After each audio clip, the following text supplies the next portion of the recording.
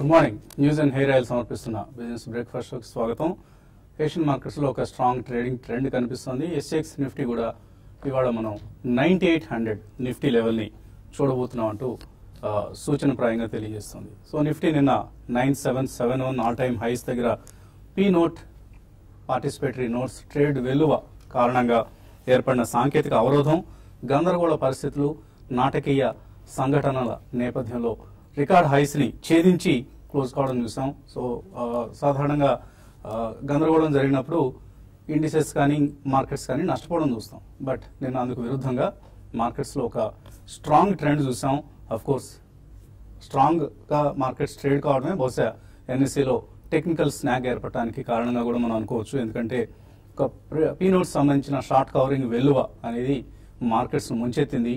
ఒక్కసారిగా ట్రేడ్స్ వచ్చి పడటంతో ఎన్ఎస్సీ సిస్టమ్ బహుశా తట్టుకోలేకపోయి ఉండొచ్చు. ఇది వన్ ఆఫ్ ది రీజన్స్ గా మార్కెట్స్ ఎక్స్పెక్ట్ చేసినాయి. బట్ అదర్ రీజన్స్ ఏమైనా ఉన్నాయనేది మనకు తెలియదు.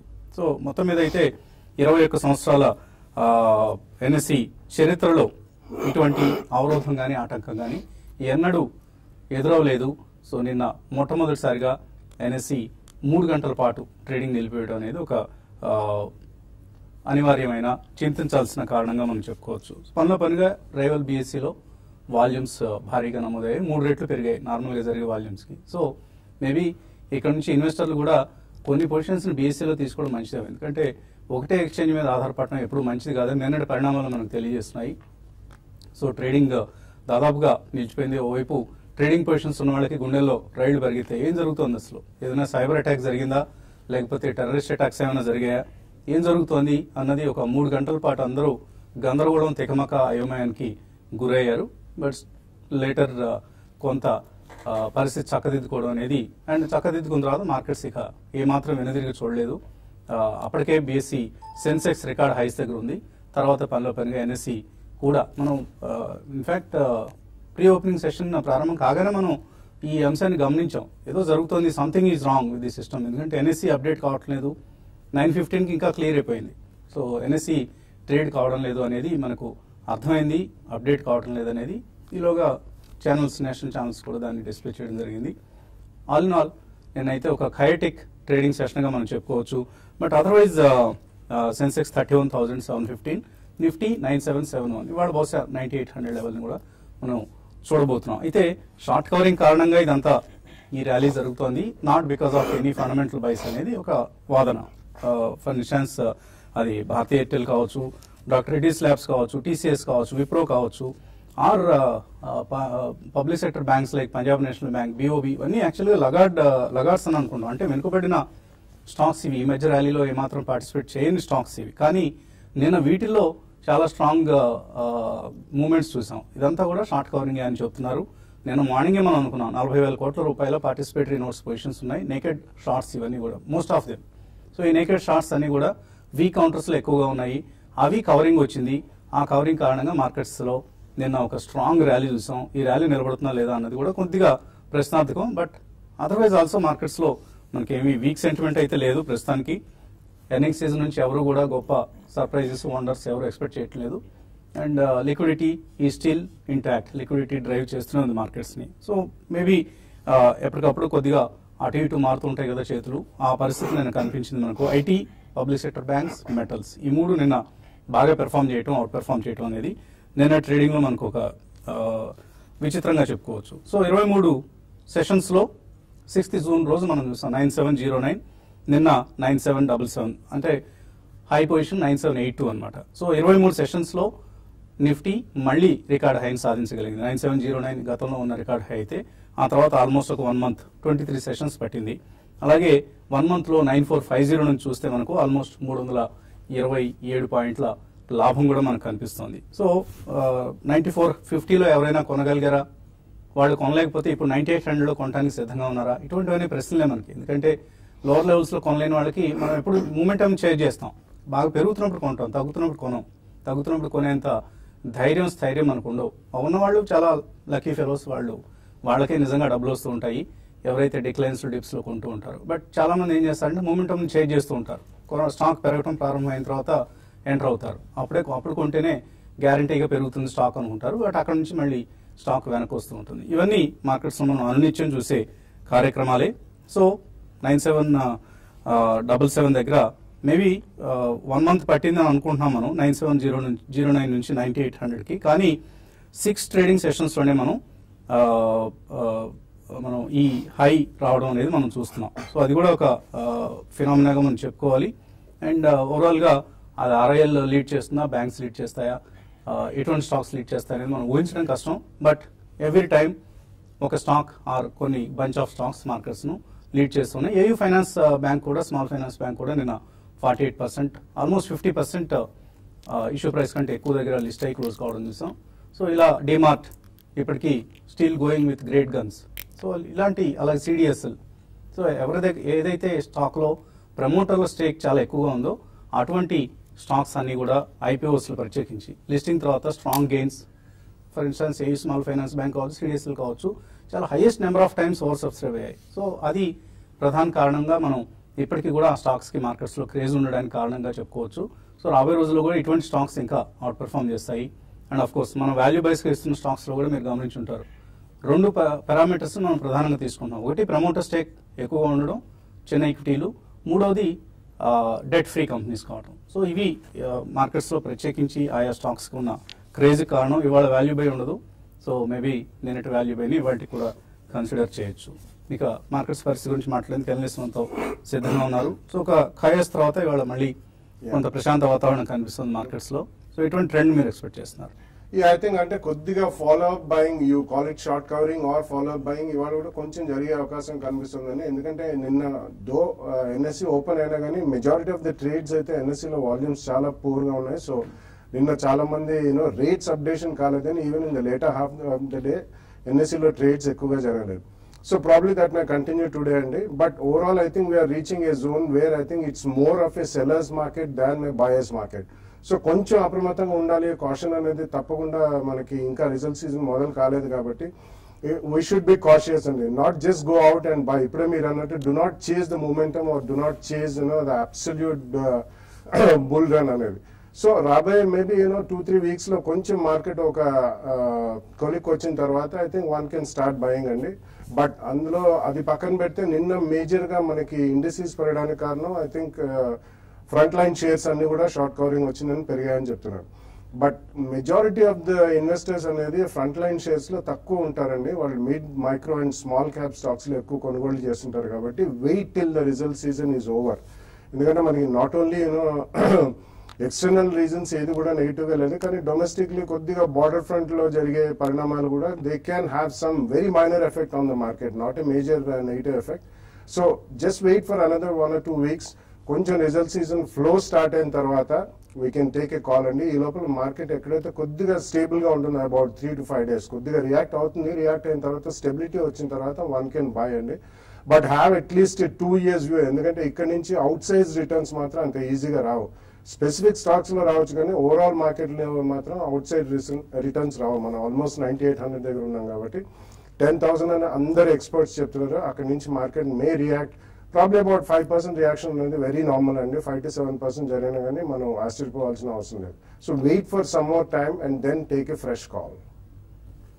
సో ఎటువంటి ఓపెనింగ్ ట్రేడ్ లో ఎటువంటి పొజిషన్స్ తీసుకోవచ్చు? గ్యాప్ అప్, చిన్నపాటి గ్యాప్ అప్ ఓపెనింగ్ అవకాశం కనిపిస్తుంది. డిప్స్ లో బయింగ్ వెళ్ళే అవకాశాలు కూడా ఉన్నాయండి ఇప్పుడున్న మార్కెట్ లో. ఎందుకంటే మనకి చాలా రోజుల తర్వాత, అంటే దగ్గరగా ఒక 3 నెలల కన్సాలేషన్ తర్వాత నిన్నటి రోజు బ్రేక్అవుట్ వచ్చింది. అయితే షార్ట్ కవరింగ్ అంటే ఎక్కువగా F&O డేటా కానీ గమనిస్తే మనకి ఏవైతే వీక్ సెక్టర్ అంటే గత 1.5 month గా 2 months గా మార్కెట్ ని డ్రాగ్ చేస్తున్న సెక్టర్ ఏదైతే ఉందో, లైక్ ఐటీ కానీ, తర్వాత PSU బ్యాంక్స్ కానీ, వీటిలో ర్యాలీ రావడం చూసాము. ఇదంతా కూడా షార్ట్ కవరింగ్ అయినా కూడా, ఇది షార్ట్ కవరింగ్ అయినా కూడా నిఫ్టీ చాలా స్ట్రాంగ్ క్లోజింగ్ చూసాం. కాబట్టి 97 దగ్గరకు వచ్చి చాలాసార్లు రివర్స్ అయ్యి ఈసారి ఆల్మోస్ట్ దగ్గరగా 98 దాకా వెళ్ళింది. కాబట్టి ఒకవేళ డిప్ వచ్చినా కూడా పెద్దగా మళ్ళీ మేజర్ కరెక్షన్స్ అయితే ఉండకపోవచ్చు. దీనికి తోడు నిన్నటి రోజు గ్లోబల్ మార్కెట్స్ చాలా స్ట్రాంగ్ ఉన్నాయి. హ్యాంగ్సెంగ్ కానీ, తర్వాత అదర్ ఏషియన్ మార్కెట్స్, తర్వాత ఆఫ్టర్నూన్ యూరోప్ మార్కెట్స్ అన్ని కూడా చాలా స్ట్రాంగ్ ఉన్నాయి. గ్లోబల్ మార్కెట్ సపోర్ట్ కూడా చాలా స్ట్రాంగ్ ఉంది. కాబట్టి ఎవరి డిప్ లో కూడా బై అని చెప్తాను. అయితే ఈ రోజు స్టాక్స్ స్పెసిఫిక్ అంతా ఎగ్జాక్ట్ గా మనం, ఎందుకంటే నిన్నటి ర్యాలీ తర్వాత ఈ రోజు ఏ సెక్టార్ లో మళ్ళీ బయింగ్ వస్తుందని చూడాల్సి ఉంటుంది. అయితే సెక్టార్ పరంగా షుగర్ స్టాక్స్ ఈ రోజు బాగా పెరిగే అవకాశం ఉంది. ఈ రోజు అని కాకుండా లాస్ట్ వచ్చే 2-3 నెలల్లో అవుట్పుట్ కూడా తగ్గొచ్చని మనకి వార్తలు రావడం చూస్తున్నాము. దీనికి తోడు ఇంపోర్ట్ మనం ఇంపోర్ట్ చేసుకునే షుగర్ మీద ట్యాక్స్ పెంచడం కూడా ఒక కారణం అని చెప్పొచ్చు. కాబట్టి షుగర్ కంపెనీస్ ఇక్కడ నుంచి షార్ట్ టర్మ్ కి ఒక 15-20% పెరిగే అవకాశం ఉంటుంది. ఎవరీ డిపోలో కూడా షుగర్ కంపెనీస్ కొనుక్కోమంటాను. దీనికి తోడు నేను కొన్ని స్పెషాలిటీ కెమికల్స్ లో కొన్ని స్టాక్స్ లో భయం కనపడింది. తర్వాత ఇన్ని రోజులు పార్టిసిపేషన్ చేయని stocks like Tata global beverages దాన్ని ఎవరీ డిపోలో కూడా కరెంట్ అవర్స్ లో కూడా పొజిషన్ తీసుకోమంటాను. ఇది గతంలో కూడా మనం రికమెండ్ చేసింది. ఇది క్లోజర్ గా 180 నుంచి 200 మధ్యలో వెళ్లే అవకాశం మన రానున్న రోజుల్లో ఉంది. దాన్ని బై చేసుకోమంటాను. తర్వాత ఓంకార్ స్పెషాలిటీ కెమికల్స్ కూడా నిన్న చాలా అంటే కంటిన్యూగా కొన్ని రోజుల్లో పెరుగుతూ వచ్చింది. నిన్న కూడా ఒక 8%. ఇది షార్ట్ టర్మ్ క్లోజర్ గా 120 అండ్ 124 ఆ లెవెల్స్ ని టెస్ట్ చేసే అవకాశం ఉంది. షార్ట్ టర్మ్ కి దాన్ని కూడా బై చేసుకోమంటాను. బ్యాంక్ నిఫ్టీలో పిఎస్యు బ్యాంక్స్ ఈ రోజు కొంచెం బయింగ్ కూడా రావచ్చు. దీంతో పాటు ఇండస్ఇండ్ బ్యాంక్ రిజల్ట్ ఉన్నాయి. ఈ రోజు first major bank private bank result ఉన్నాయి. దాని ప్రభావం కూడా బ్యాంక్ స్టాక్స్ మీద ఉండొచ్చు. ఏదైనా కూడా బ్యాంక్ నిఫ్టీకి 23,600 అనేది రెసిస్టెన్స్ దాని పైన ఉంది కాబట్టి నెక్స్ట్ టార్గెట్ 23,800 దాకా వెళ్ళొచ్చు. నిఫ్టీకి 97 షార్ట్ టర్మ్ కి 9720 సపోర్ట్ ఉండొచ్చు. ఇంట్రాడేకి మాత్రం 9760 అనే సపోర్ట్. క్లోజర్ గా నిఫ్టీ 9820 9840 లెవెల్స్ ని షార్ట్లీ టెస్ట్ చేసే అవకాశం కనపడుతుంది. సో బుధవారం అనలిస్ట్ మన అరవింద్ గారు ఉన్నారు. అరవింద్ గారు, ఎటువంటి రిజల్ట్ సీజన్ మన ముందు ఉంది. సో ఎటువంటి సెక్టర్స్ ని ఎటువంటి స్టాక్స్ మీరు కేంద్రంగా వాచ్ చేస్తున్నారు? సో రిజల్ట్ సీజన్ నేను పదే చెప్తున్నానండి. ఇప్పుడు వచ్చిన ర్యాలీ ఏంటంటే more like liquidity driven, but at the same time మనకి ఎర్నింగ్స్ అనేది సపోర్ట్ చేయాలండి ఆ లిక్విడిటీని కూడా. సో ఈ హై లెవెల్స్ నిలబడాలంటే ఈ కంపెనీస్ కార్పొరేట్ రిజల్ట్స్ మంచిగా సపోర్ట్ చేయాలనేది నేను అనుకుంటున్నాను. బట్ ఈ Q1 కంటే కూడా Q2 రిజల్ట్స్ కొద్దిగా కీలకంగా అవుతున్నాయి. మనం we cannot expect any more surprises in Q1 because ఆ GST ఎఫెక్ట్ అనేది ఇంకా రాలేదు. సో Q2 లో ఆ GST ఎఫెక్ట్ ఇంప్లిమెంట్ అయినాక వస్తుంది కాబట్టి అది కొంచెం కీలకంగా అవుతుందని. So more like range bound లో ట్రేడ్ అవుతుందని నేను అనుకుంటున్నాను. ఇంతకుముందు బాలయ్య గారు చెప్పినట్టు కొద్దిగా కాషియస్ గా ఉండాలండి. ఎందుకంటే we are at all time high, we will see new heights. కాకపోతే ఏంటంటే దానికి కొద్దిగా సమయం పడుతుంది. అదేవిధంగా మనకి కార్పొరేట్ రిజల్ట్స్ కూడా సపోర్ట్ చేయాలి. సో ఈ వీక్ లో కొద్దిగా కార్పొరేట్ రిజల్ట్స్ ప్లస్ ఈ యుఎస్ డేటా ఒకటి ఉంది, ఇన్ఫ్లేషన్ అండ్ అన్ఎంప్లాయ్మెంట్ డేటా ఒకటి ఉంది. మనది కూడా micro indices like IIP datas ఉన్నాయి. కొద్దిగా కీలకంగా చూసుకొని కొద్దిగా జాగ్రత్తగా బిహేవ్ చేయాలి. And at the same time మీ వ్యూ లాంగ్ టర్మ్ అయితేనే ఎంటర్ అవ్వండి. లేదంటే otherwise wait for some time. ఈ రిజల్ట్స్ అయిపోయిన తర్వాత కొద్దిగా కన్సాలిడేషన్ జరిగిన తర్వాత ఒక స్టెబిలిటీ వచ్చిన తర్వాత ఎంటర్ అవ్వమని నా సలహా అండి. సో ఇదే టైంలో కెమికల్స్, ఇన్సూరెన్స్ సెక్టర్ వైపు మీరు చూడొచ్చండి. ICICI Prudential I have a very good view on that one. So మీరు ఆనందంగా కూడా చూసుకోవచ్చు. అదేవిధంగా SBI ఇన్సూరెన్స్ ఏదైతే ఉందో అది, నేషనల్ ఇన్సూరెన్స్, ఇవి కూడా IPOకి రాబోతున్నాయి. So I think they will have some rub of effect. So మీరు ఇన్సూరెన్స్ రంగాన్ని బేసికల్ గా ICICI Prudential ని కూడా ఒక కొద్దిగా దృష్టిలో పెట్టుకుని మీరు బిహేవ్ చేయాలని నా ఉద్దేశం. అంటే ICICI Prudential ఇప్పుడు కొనమంటారా లేకపోతే రిజల్ట్స్ తర్వాత కొనమంటారా? It's like I think you have to buy it అండి. ఐఎమ్ లుకింగ్ ఎట్ అరౌండ్ 700 అనే టార్గెట్ నేను దాన్ని చూస్తున్నాను ఆ స్టాక్ కి. So I think major corrections రావండి. ఎందుకంటే it's like more like transparent business అండి. వాళ్ళకి రెండు రకాల ఇన్కమ్ ఉంటుంది. ఒకటి ఏంటంటే premium income, other is investments they are at all time high. So premium income అనేది ఇట్స్ లైక్ మోర్ విజిబుల్ చాలా ఎక్కువగా ఉంటుందండి ఇన్సూరెన్స్ రంగానికి. So I think it's better to get in. So మళ్ళీ ఏదైనా కరెక్షన్ వచ్చినా కూడా యూ కెన్ యావరేజ్ అండి. So better to get in to that stock అనేది నా ఉద్దేశం అండి. ఓకే, చిన్న బ్రేక్ తీస్తాం. బ్రేక్ తర్వాత ఇన్వెస్టర్ల సందేహాలకు సమాధానాలు ఉంటాయి.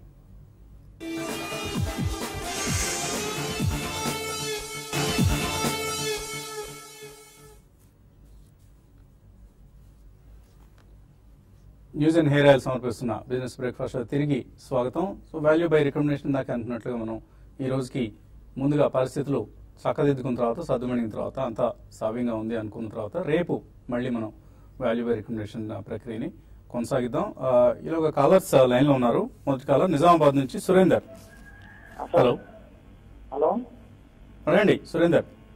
సార్, ఈ హుడ్కో 1100 తీసుకున్నాను 74 కాడికి, మరి హోల్డ్ చేయాలా ఎట్లా సార్? అది రేట్ పెరగడం లేదు. పెరగడం లేదు. ఆయన 74లో కొన్నారు హడ్కో. ఏం చేయమంటారు? హోల్డ్ చేయమంటారు? హడ్కో డెఫినెట్లీ అంత తొందరగా పెరిగే షేర్ కాదని గతంలో కూడా మనం చెప్పామండి. చాలా గ్రాడ్యువల్ గ్రోత్ ఉంటుంది. ఎందుకంటే ఇది డెవలప్మెంటల్ ఫైనాన్షియల్ ఇన్స్టిట్యూషన్, DFI అంటారు. It's not a direct housing finance company. కాబట్టి మీకు అంత ఓపిక లేకపోతే మాత్రం స్వల్పంగా ప్రాఫిట్ వచ్చినా ఒకసారి బయటపడిపోయి ఏదైనా strong private sector banks or NBFCs లో ఇన్వెస్ట్ చేసుకుంటే బెటర్ అండి. బట్ అదర్వైజ్ హడ్కోలాన్ shares maybe 2-3 years plus view ఉంటే they will give you very decent return, కానీ వెరీ లాంగ్ టర్మ్ వ్యూ ఉండాలండి, అది మాత్రం గమనించండి. లేదు ఇందులో లిక్విడిటీ బాగానే ఉంటుంది కాబట్టి కొద్దిగా ఏదైనా రిజల్ట్స్ వచ్చినప్పుడు ఏదైనా స్పర్ట్స్ వచ్చినప్పుడు అమ్మేసి మళ్ళీ లోవర్ లో కవర్ చేసుకుంటే యావరేజ్ కాస్ట్ అనేది తగ్గుతుంది and you will make some money. తర్వాత కాలర్ హైదరాబాద్ నుంచి శ్రీలత. హలో, అడగండి శ్రీలత. ఓంకార్ స్పెషాలిటీ కొన్నామండి 1 year బ్యాక్. అది ఈ మధ్య స్ప్లిట్ అయింది కదా, ఓకే అండి. అది క్వాంటిటీ యాడ్ అవ్వట్లేదండి, అలాగే చూపిస్తామండి. ఇంకా కొంచెం టైం పడతాయండి ఇవన్నీ కూడా. ఆల్మోస్ట్ ఆ ప్రక్రియ ప్రారంభమైన తర్వాత 1 month to 1.5 months టైం పడుతూ ఉంటుంది. ఏం వరిగా అక్కడ వస్తాయి, తప్పకుండా వస్తాయి, మీ అకౌంట్కి ఆ షేర్లు కూడా యాడ్ అవుతాయి. సో తర్వాత కాలర్ ప్రదీప్ లైన్లో ఉన్నారు. హలో హలో అడగండి Pradeep. Sir good morning sir. Morning అండి, అడగండి. సార్ సార్ మేము మెండా ఇండస్ట్రీ తీసుకున్నాం సార్ 625కి. మిందా ఇండస్ట్రీస్ ఏ రేట్లో కొన్నారు? 625 కొన్నాం సార్. ఓకే, అది ఇంకా ఉంచాలనుకుంటాం సార్. అంటే ఎంతవరకు ఉంచవచ్చు సార్? అంతే. సో ఎంతకాలం హోల్డ్ చేయొచ్చు మిందా ఇండస్ట్రీస్? మిందా ఇండస్ట్రీస్ మంచి మేనేజ్మెంట్ ఉందండి, స్ట్రాంగ్ మేనేజ్మెంట్ అండి. మీరు దాని వ్యూ వచ్చేసి నాకు 750 వరకు ఉందండి. It's strong company. వాళ్ళు they are into harnessing systems అండి, కార్ యాక్సెసరీస్ లోకి హార్నెసింగ్ సిస్టమ్స్ లో ఉన్నారు. ఇట్స్ గుడ్ స్టాక్, హోల్డ్ చేయండి. కొద్దిగా ఒక 1.5 year వ్యూతో పెట్టుకోండి, మీకు అరౌండ్ 800-850 వరకు కూడా వస్తుందని నా ఉద్దేశం అండి. తర్వాత కాదు రంగనాథ్ లైన్ లో ఉన్నారు. హలో హలో అడగండి రంగనాథ్. హలో అడగండి రంగనాథ్. Good morning. మార్నింగ్. నిన్న మీరు రికమెండ్ చేసిన బాల్మరి లో మొత్తం 100% FII DSA ఉన్నాయి కదా, ప్రమోట్ చూస్తానంటే ఏండి అదే ఒక డౌట్. FIDI నిన్న మీరు రికమెండ్ చేసిన బాల్మరి దాంట్లో FIS DSA బై మొత్తం ప్రమోట్ స్టాక్ ఏం లేదు, అప్పుడు వాళ్ళదే ఉంది. దానివల్ల ఈ స్టాక్ ఏం మొత్తం ఉంటుంది. అట్లాగే చాలా గర్వారే రోల్ దానికి ఏమన్నా గర్వారే వాల్ రోప్స్ గురించి రెండవ ప్రశ్న. బాల్మర్ లారీలో 100% వాళ్ళది ఉండటం కాదండి. యాక్చువల్లీ అందులో మెజారిటీ స్టేక్ ఇన్స్టిట్యూషనల్ హోల్డింగ్ ఉంది. 61 or 62% బాల్మర్ లారీ ఇన్వెస్ట్మెంట్స్ అనే కంపెనీ, ఇది హోల్డింగ్ కంపెనీ. సో అది కూడా listed company. So Balmer Lawrie investments కి it has got more than 60% stake. అది ఇన్స్టిట్యూషనల్ స్టేక్ కింద రాదు. అది they are the promoters. So that's the holding company. And అందులో ఎక్కువ భాగం ministry of oil and natural gas, so కేంద్ర ప్రభుత్వ రంగానికి చెందిన సంస్థ ఇది. సో కేంద్ర ప్రభుత్వ వాటా ఉన్నట్లుగా మనం దాన్ని భావించాలన్నమాట. సో ఏమి వరి కావద్దు, it's a fundamentally good company. Holding share holding pattern చూసి ఏం గాబరపడొద్దండి. ఫైనాన్షియల్ పెర్ఫార్మెన్స్ చాలా సంతృప్తికరంగా ఉంది అండ్ కొంత స్టేక్ పబ్లిక్ దగ్గర కూడా ఉంది, బట్ ఎక్కువ మొత్తం లేదు. అందుకని మీరు పబ్లిక్ స్టేక్ తక్కువగా ఉందన్న భావంలో ఉన్నట్టున్నారు. So anyway Garware Wall Ropes percent. It's an excellent company అండి. మనం గర్వారే వాల్ రోప్స్ గురించి అట్లీస్ట్ లాస్ట్ 2 years నుంచి చెప్తున్నాం. It's a technical and functional fabrics and also ఈ plastic and polymers bare white ropes అవన్నీ చేస్తారు. Especially for agriculture, marine, industrial, ఇటువంటివన్నీ చాలా నీష్ ఏరియాలో ఉన్నారండి. కాబట్టి లాస్ట్ 6 months లో ఎక్కడైతే క్రూడ్ పతనం ఉందో వాళ్ళకి ఇన్పుట్ కాస్ట్ లో భారీగా తగ్గుతాయి. And it's a very well managed company, excellent management, least debt ఉందండి అండ్ హై గ్రోత్ ఏరియాస్. ఇవన్నీ కూడా చాలా నిష్ ఏరియాస్. కొద్దిగా ఎంట్రీ బ్యారియర్స్ కూడా హైయే ఉంటాయండి ఇందులో. కాబట్టి all in all it's a very good company. Even at the current rate మీ దగ్గర ఉంటే ఆల్రెడీ హోల్డ్ చేయండి. ఒకవేళ ఫ్రెష్ గా కొనదలుచుకుంటే just wait and almost close to 1000 rupees అయింది. అది 950 to 1000 జోన్ లో. సో కొద్దిగా స్టెబిలిటీ, ఓవరాల్ మార్కెట్ స్టెబిలిటీ వచ్చినప్పుడు రిజల్ట్స్ వచ్చిన తర్వాత మీరు కొనుక్కోవచ్చు. ఆల్రెడీ ఉంటే మాత్రం it's a good stock to own for the next 2-3 years. So గతంలో ఒక 5 సంవత్సరాల క్రితం అనుకుంటాను కుటుంబరావు గారు డబుల్ డిజిట్ లో ఉన్నప్పుడు రికమెండ్ చేసిన స్టాక్ ఇది. So it has gone up by almost 15 times 16 times అక్కడ నుంచి. సో కర్నూలు నుంచి బాబు లైన్ లో ఉన్నారు. Hello sir. Good morning sir. Morning అండి, అడగండి. Sir IDFC bank and JP associates ఈ రెండు స్టాక్స్ ఇప్పుడు బయటికి రావచ్చు సార్, కొద్దిగా వెయిట్ చేయడం మేలంటారా? ఈ రెండు ఇప్పుడు హోల్డ్ ఇప్పుడు కొనొచ్చా అని అడుగుతున్నారా? నా దగ్గర ఉన్నాయి సార్ ఆల్రెడీ ఉన్నాయి. ఓకే, ఉంటారా లేకుంటే వెయిట్ చేయమంటారా? JP associate and IDFC bank. JP associates అయితే ర్యాలీస్ వచ్చినప్పుడు బయటపడవచ్చు. ఐడిఎఫ్సి బ్యాంక్ హోల్డ్ చేయొచ్చు. ఇక్కడ న్యూస్ వచ్చేసింది కాబట్టి కొంత సెల్లింగ్ చూస్తున్నాం మనం. న్యూస్ వచ్చినాక మళ్ళీ స్టాక్ లో మళ్ళీ ఫాలో అప్ బయింగ్ అనేది రాలేదండి. ప్లస్ మనకి ఆ రేంజ్ ఏదైతే ఉందో ఆ రేంజ్ లోనే ఈ స్టాక్ ట్రేడ్ అవుతుంది. నిన్న కూడా చూసాము వీక్ ఉన్న కౌంటర్ లో మంచి షార్ట్ కవరింగ్ వచ్చింది, దీంట్లో అది కూడా కనపడలేదు. కాబట్టి బెటర్ ఏంటంటే మీరు ఎగ్జిట్ కమని చెప్తాను, ర్యాలీస్ లో ఎగ్జిట్ కానీ, ఎందుకంటే మార్కెట్ లో చాలా స్టాక్స్ బాగా పెరుగుతున్నాయి. అటువంటి వాటిలో మీరు ఇన్వెస్ట్మెంట్ కి చేయమంటారు. ఈవెన్ జేపీ అసోసియేట్స్ కూడా రీసెంట్ గా చూసుకుంటే 12-14 రూపీస్ నుంచి 22 దాకా వచ్చింది. ఇది కూడా డెట్ బటన్ అయితే డెట్ కొంచెం తగ్గుతూ ఉంది, అది ఒక పాజిటివ్ అంశం. అయినా కూడా ఇటువంటి స్టాక్స్ కి దూరంగా ఉండమని చెప్తున్నాం. దీన్ని కూడా ర్యాలీస్ లో ఎగ్జిట్ కమంటాను. ఓకే అండి. తర్వాత కొన్ని 1-2 మెయిల్స్ కూడా తీసుకున్నాము. దివీస్ ల్యాబ్స్ లక్ష్మి అడుగుతున్నారు, దివీస్ ల్యాబ్స్ 737 రూపాయలు ఇక్కడ కొనుక్కోవచ్చా, పెరుగుతుందా? సో ఒక పాజిటివ్ న్యూస్ రావడం చూస్తున్నాం. దివీస్ ల్యాబ్స్ లో వాళ్ళు ఆ ఇంపోర్ట్ అలర్ట్ ఏదైతే ఉందో దాన్ని తీసేస్తున్నట్లుగా ప్రకటిస్తున్నట్లు వార్తలు వస్తున్నాయి. సో దాని ప్రభావం ఏదైనా ఉంటుందా స్టాక్ మీద? It's not fully out of the woods and it's only a part of the theory, but it's a positive development, no doubt about it. But కొంచెం వెయిట్ చేయండి, ఎందుకంటే లోలో ఇది ఆల్మోస్ట్ జస్ట్ షేడ్ బిలో 600 నుంచి 730 almost 750 దాకా పెరిగింది. కాబట్టి wait for some more stability అండి. After that you can take a call. తర్వాత మెయిల్ సాయి ప్రియాంక అడుగుతున్నారు, a small finance bank current price long term కోసం కొనొచ్చా? సో జస్ట్ నిన్ననే లిస్ట్ అయిందండి, కొద్దిగా సర్దుమణంగానే ఉంది.